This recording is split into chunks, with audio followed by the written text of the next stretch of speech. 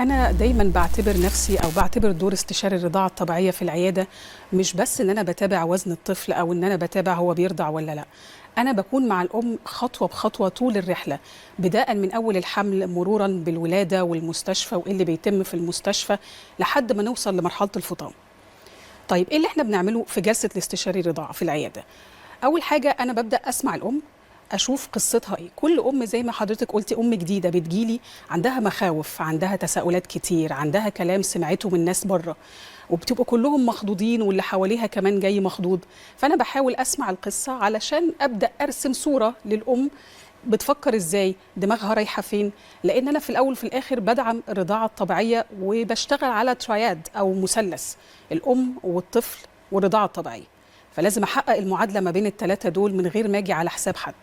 فببدأ أفحص الطفل فحص شامل from head to toe، من أول راسه لحد رجليه. بعد كده أفحص الأم، أشوف لو عندها مشاكل في تشققات في الحلمة، في احتقان في اللبن، وده بيبقى very very common في الأول بالذات.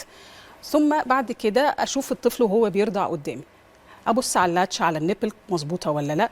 أبدأ أشرح لها بوزيشنز كتيرة مختلفة، لأن كل بوزيشن في الرضاعة بيبقى ليه الحالة الخاصة ليه.